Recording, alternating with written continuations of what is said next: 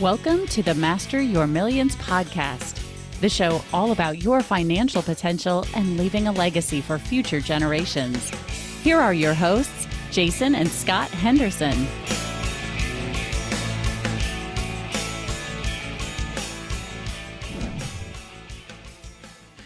Welcome back, guys. We are so happy to have you this week. We're extremely excited for our guest. Jason, who do we have coming on? Well, Scott, I have a friend that recently met on my trip that my wife and I took down to Atlanta. We spoke down there at an event called Taking Authority Tour. And Micah was working at the desk at the hotel. And, you know, there's lots of people that you meet when you go to a hotel and different things, but this individual got it. He knows what customer service was all about. He went above and beyond. And not only that, he had a great smile and was just willing to be helpful. Well, the cool thing is we got to find out he's kind of an entrepreneur and he wants to change the world. He wants to change that through positive influence and being his genuine self. And so what he started to do is that he's a short form content editor, copywriter, and digital marketer. Like you said, he's based out of Atlanta. And Micah, I'm really happy you're here, and thanks for coming on the podcast. Yes, thank you guys for having me as well. No, it's really an honor. It's really an honor. Well, the cool thing is I hadn't really considered Micah as a guest.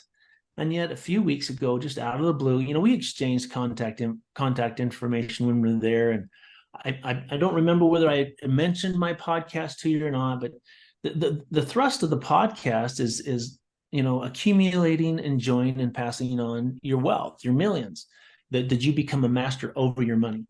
And part of that is learning how to generate money.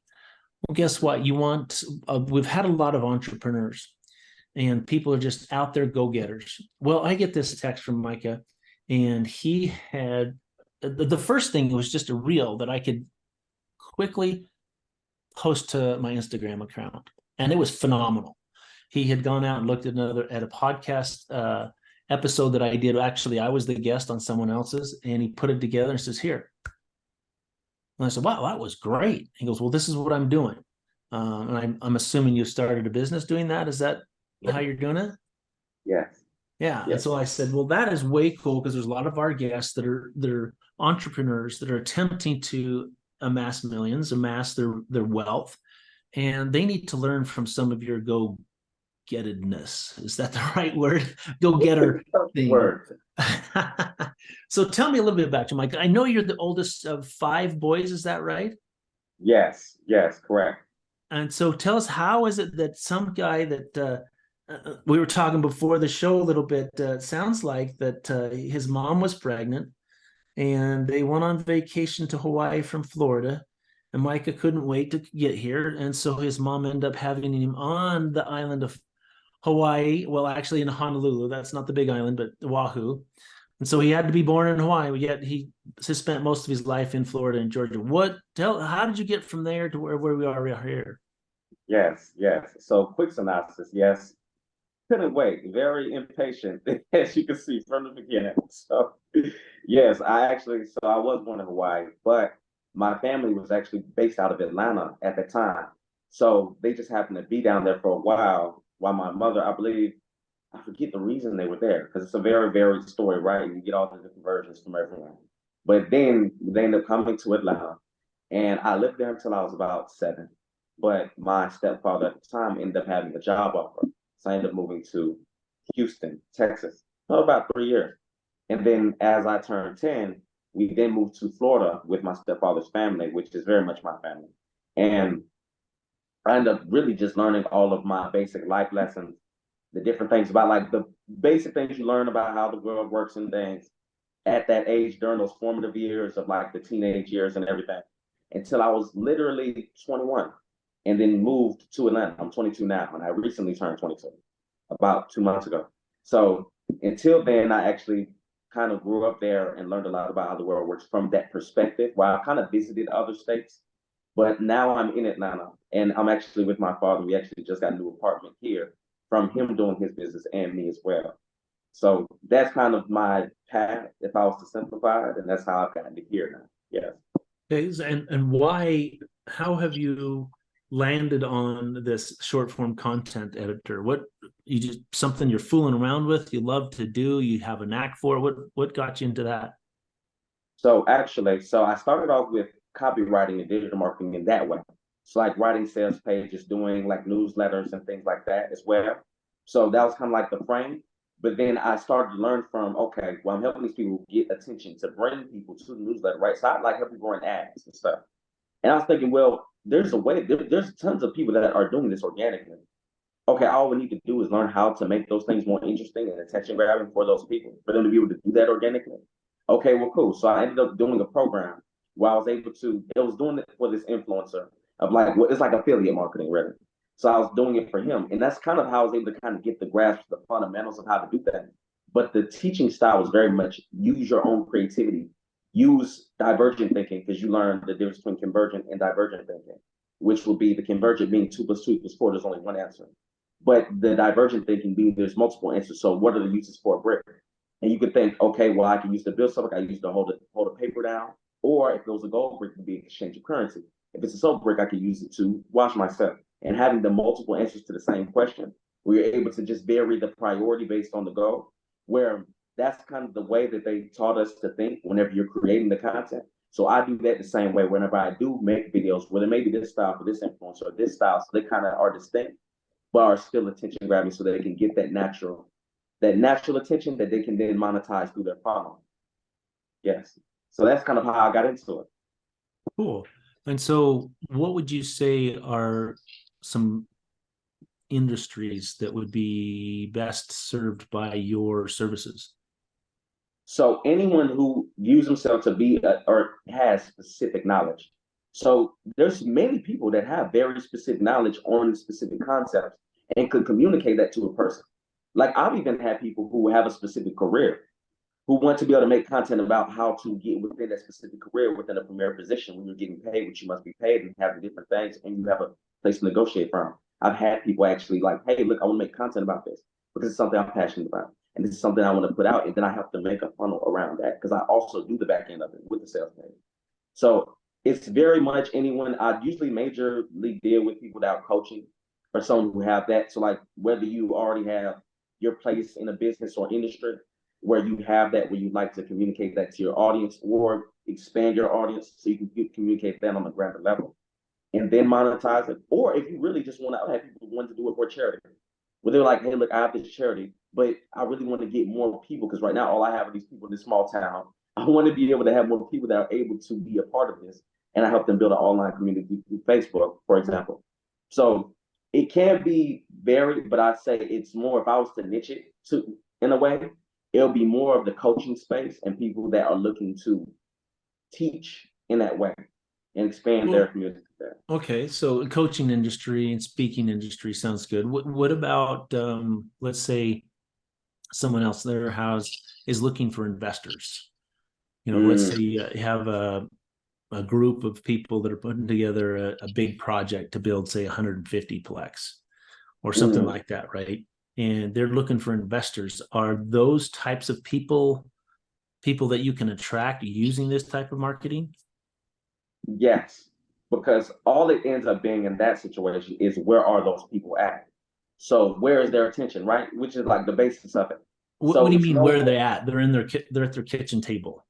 Exactly. You're right. Well, I don't understand what you mean, where they're at. So where would they be at on the online landscape?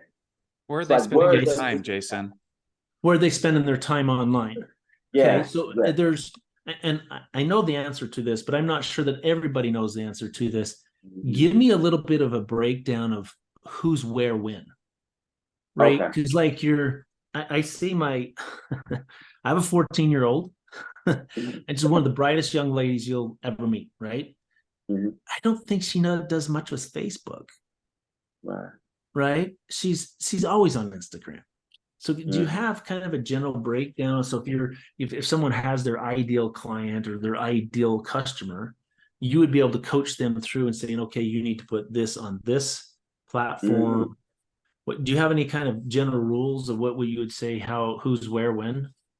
Yes. So I would say general framework, there can be nuances, of course, but in the major, when you look at it from a base level, general framework normally tends to be, I'll have the older crowd obviously on Facebook because that's where they're used, is very much where they're comfortable. Also LinkedIn as well.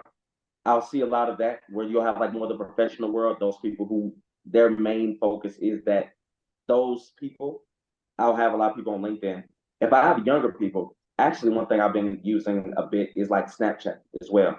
Like people actually like Snapchat's actually a good place where people don't think to go, but it's very attention grabbing for the younger generation of people that are kind of like from that 16 to 25 realm. TikTok as well, of course. TikTok is the So biggest I thing. have to interject there. You say from 16 to 25 is that one. So in that age gap, someone Scott's age is old. Right? Yeah, it would be. I love it. I love it being Scott being called old. He's done that to me his whole life. And so now there's an example, thank you, Micah, where he's old. That's awesome. Man, gold star, brother, right down your forehead. Go ahead. So 16, 25-year-old, like on Snapchat, and keep going. Yes. So then if we were to go to Twitter, Twitter is very much, it's expanding now because of obviously new ownership and the fact that you have Elon Musk and now it's kind of rebranding itself. So it has that new interest, kind of the novelty a bit. So they are attracting a different crowd a bit. But I would say normally you'll have people that are normally from 20s to 40s. You could say 50s, but not as much, right? Because in general, that wouldn't be the main thing you would be thinking about whenever you're marketing, right? For who's having that attention, who would naturally buy something through Twitter, because that's mainly what we're looking for, right? Is conversion. So that, but when you want that attention, that's a great place to be. Because also, most people aren't super used to being interacted with from that perspective on Twitter. Like it's actually like a secret superpower that I like to use even when I want to contact people. Is going through Twitter because then they get to see what you think about, what things you engage with. If you guys have that similarity there, when they do come to your profile, and you're able to kind of get to them in a way where they're already looking to get into what is this person about, what is this person thinking. That's kind of the mentality when you're going through that. So that as well. Instagram is obviously the Gen Z to millennial kind of area where you have like the people that are just like, hey, quick attention. What thing can catch me? Okay, good. I'm engaged with this. Sharing as well is like the biggest thing there. People love to share because it's so easy through DM. Where it's like people will share your things, which is a quick way to go viral. Sharing in comments, where you can get the comments for the algorithm to kind of say, oh, people like this, or the sharing for people to say, oh, people like this. That's the biggest way to go viral on that.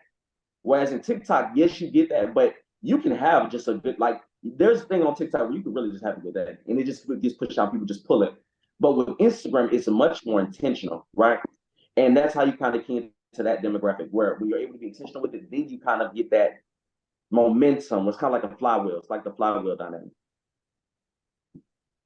Okay. But yeah. And again, coming back that, and I encourage anybody to go out there. If you search on Instagram, Dr. Jason Henderson, you will find me. There was one there that I'm not even sure remember how you title it or whatever, but I'm talking about standing in between like my daughters and danger, and it's really kind of cool how you added things into it to that story. The content that you create, is it a lot like Reels or is it steals? Like I mean, Facebook doesn't have, they have Reels, or what do they call them on Facebook, but they're going more and more to video, right? People that's more interactive. Is that you would have someone give you a bunch of content and you create it, or how would that work? Yes. So normally what I do is I have people that already kind of have a content or maybe even speaking engagements. And I mainly do that short form. So Reels, TikToks, for YouTube, even shorts. And a lot of the time, what I recommend for people to do, especially if they're just starting to go out into that realm of social media, where they kind of have that following from people they know and like word of mouth, and everyone kind of knows who they are, but they want to kind of get out there. I say post on every platform. It's like post even on your Twitter, your short form content. Like Twitter, you can do it on YouTube with the shorts as well. You can do it with, because I've actually grown YouTube channels with using that, because they have a similar algorithm where it's really one of those consistency things, and you kind of get the flywheel going. But Instagram, TikTok, and doing it on those platforms, and what you really get, because reality is the best teacher, right? It's the best kind of guider. So that's when you get that real feedback of what platform this is resonating with more. And when you get to that output of normally around like 30 to 40 videos, when you know you've been consistent and you've really tried, like, then that's when you kind of get enough feedback to know, okay, I'm going to lean more to this platform or that platform. Where it's like, that's where you would end up being. But that would be what I normally do, is I normally take their natural content that they normally have out in the wild, then showing it up and make it really attention grabbing, to where they can do that quick thing, so they can get a quick bite of what they do without having to dedicate themselves to something that would be 30 minutes, 40 minutes, even an hour, 2 hours at times. And then they can kind of get pulled in naturally to that bigger content. When I'm like, I watch all these reels. Oh, we had this content, so this podcast interview with this person. Wow, I know that person. And that's when they kind of get that natural, but they know and like and trust you already from having that introduction to you from that. So that's really how I do it. So it sounds like to me, though, like a realtor or even a real estate investor that's looking for sell by owners, or has a property under contract and they want to wholesale it, your type of marketing that would work as well, or how would that work? So for someone in that position, I would do that as well. And even because here's something I'm actually introducing. So I'm now creating a free product where I want to do a guide for how to even create content. Because let's say someone is doing that, but they want to get into get in front of more eyes. Let's say someone doesn't like, I'm not really the content, I don't really make content in that way, but I would like to use an avenue like this to get in front of those people specifically. So let's say they have wholesalers or people that are trying to invest in those properties, and they want to get in front of those people. I'm actually creating something where I give the basis of how to create something like that, to where you'll have that baseline of content and things to use, because then you get the exponentiality of, hey, I put this out. Let's say you have 100 followers, and 1% of those people are someone that would be a correct fit, would be someone that are interested in the thing naturally. And now all they would need is to know, okay, who is this guy a bit? Who is this girl a bit? Who would be this person? And have that kind of introduction. That's how I would help someone like that. We'll go to that extent. And then even like, I also do run ads and everything like that as well. It's like doing the running ads for the properties as well, having things framed right. So like, obviously when you bring them to where they would interact with you, because you get the lead and then they have to go to something, having that framed properly with the correct language and the correct things that would be geared towards their ideal client or their ideal investor. So where, okay, what things would this person be looking for? Why would they choose me as opposed to any other person they could invest in? And doing that on a macro, so then you can kind of narrow it down to those few people, because that's all you need, right? Are those few people that actually correctly fit the thing that you want them to invest in. Yes. Okay. So let's shift gears for a second. Mm-hmm. You've been doing this how long? For about digital marketing as a whole, for about 1.5 to 2 years. With content, I've actually been doing that for about 6 months. Okay. So it's fairly recent, especially when it comes to the business world. Mm-hmm. What's the game plan? Like, walk me through what's your yearly target this year? What does the next 5 years look like?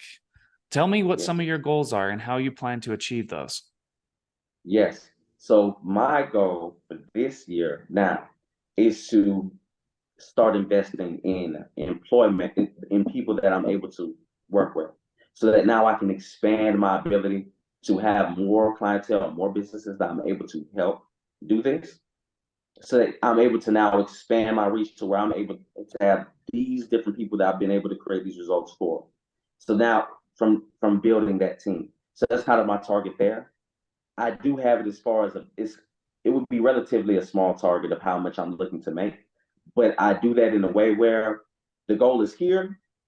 Let's say we get here, this is more than enough to where I'm able to invest in the people that are able to work within the business, so that I'm able to now expand my ability to provide that service to more clientele. So that's where I'm at. So like right now, for myself, for example, we'll use real numbers.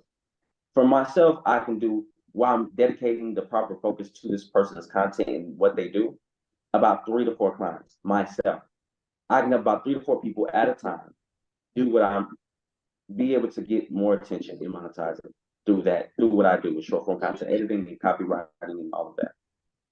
My goal is through being able to give people that much of a result, from giving them that much of a return on their investment, being able to now invest in other people that I'm able to train to do what I do or already do what I do, so that I'm able to build that business out and obviously be able to support more people, where I could do that now for 12 different people instead of just the 3 to 4 that I would be able to do myself. So that's really where I'm at with, as far as growing that, is now getting to the point of like understanding onboarding properly, understanding how to delegate things properly in a way where now I'm able to invest in that and do it to the way where it actually is able to sustain.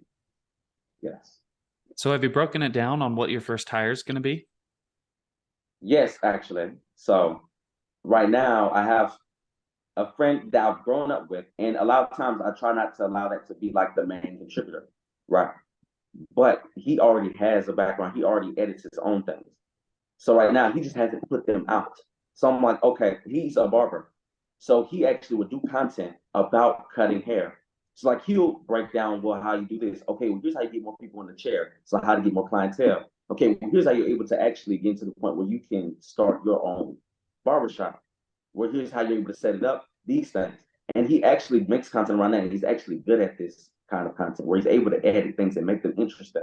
So this will actually be the first person I'm dealing with. It's someone that I actually already have that relationship with, because the main thing would be trust. The main thing would be, what kind of person am I dealing with, right? The intention, the values that a person holds, because that's how you're able to really build anything, right? If you have that crack in the foundation, you can't really build anything. So that's the main priority first, because you can learn a skill. Anyone can learn a skill, right? But it's what are the intangibles? Okay, this is someone that I know I can trust in a way where when we have this much output, when we're doing these things, we have this much responsibility. It's like, okay, it comes down to, okay, what's the intention? Good. Now let's build these things around it. So that would be the first person that I'd be hiring, is actually mine. You could say friend, like childhood friend, but I call him my brother. I thought I was your brother. Yeah, it's. We grew up so much that we refer to each other. Yeah, yeah, yes, yes.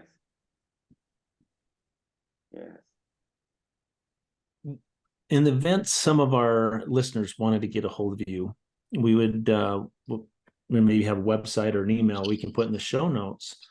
And often people that come on our podcast, they'll have a gift.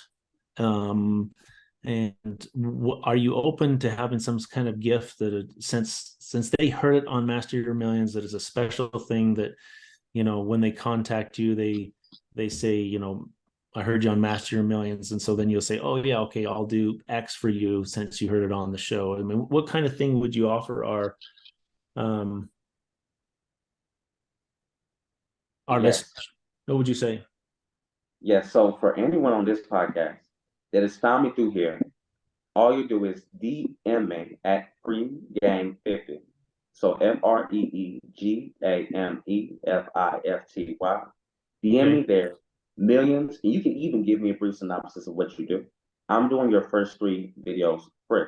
So you're going to do 3 reels or something free. Just say, here, test me out. They're going to, and we'll put this in the show notes, everybody. This is exciting, right? Because there are people out there, me included, that I know I need more social presence.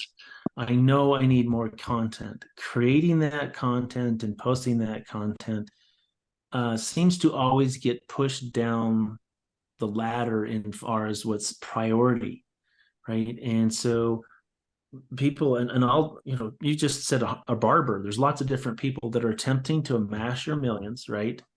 That need this kind of thing. And you say, look, I'll show you, I'll put my best foot forward, and you'll give them 3 pieces of content marketing, whether that's a short reel or a short or something on Facebook, whatever. I don't know what that would be.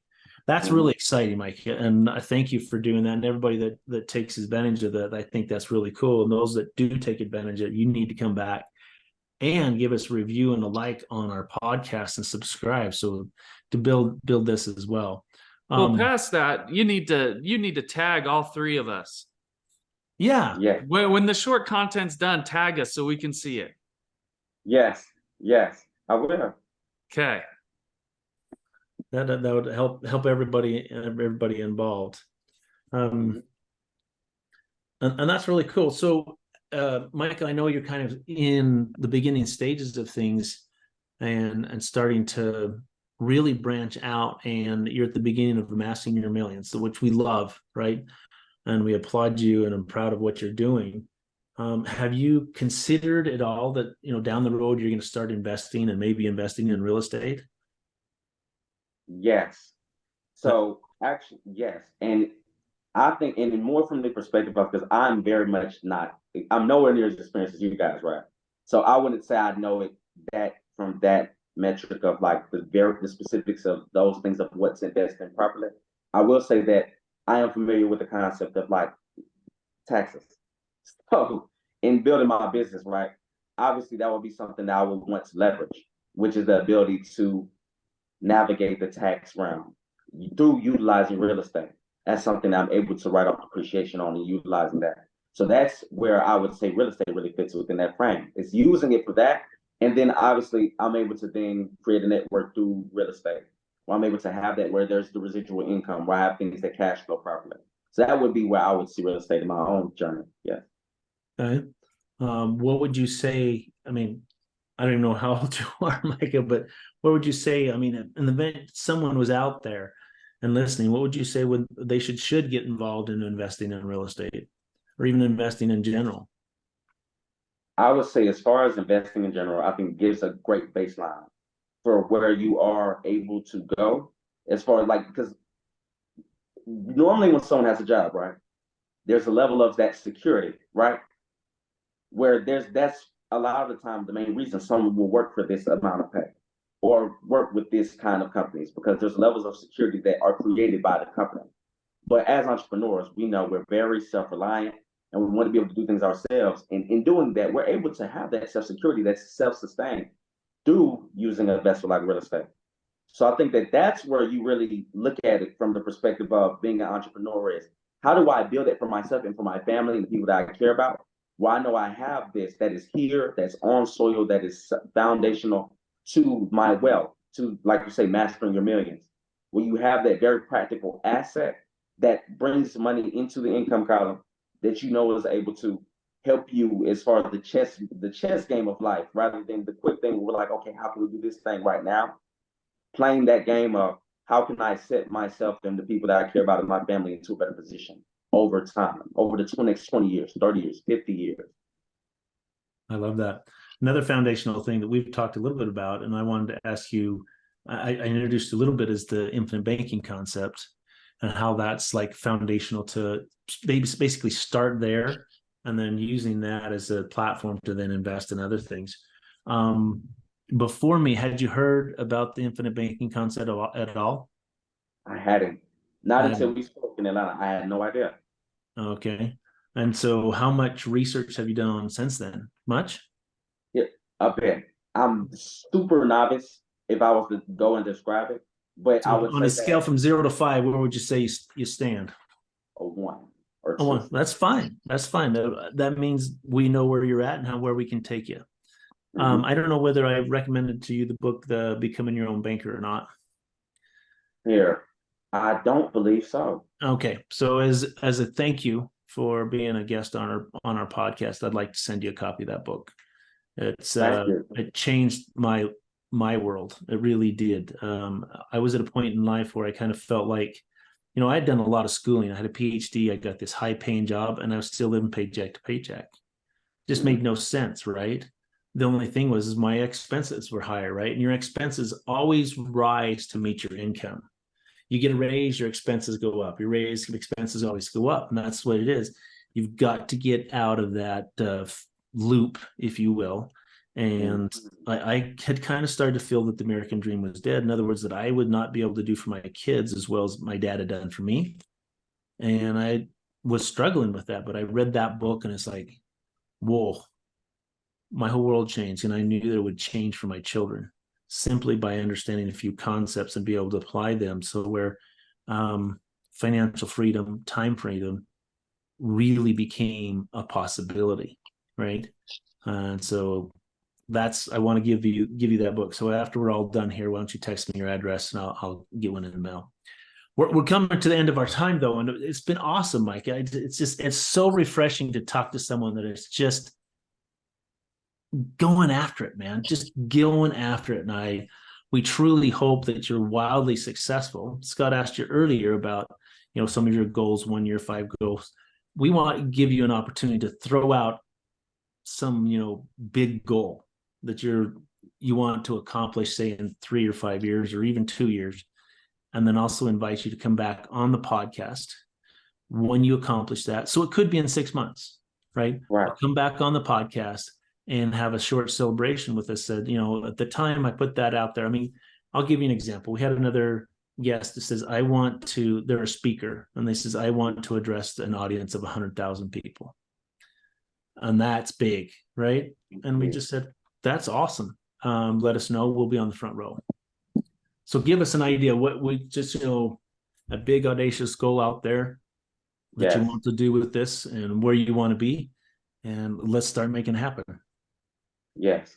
So I would say big audacious goal is I want to be able to bring someone that I work with past that 1 million follower mark.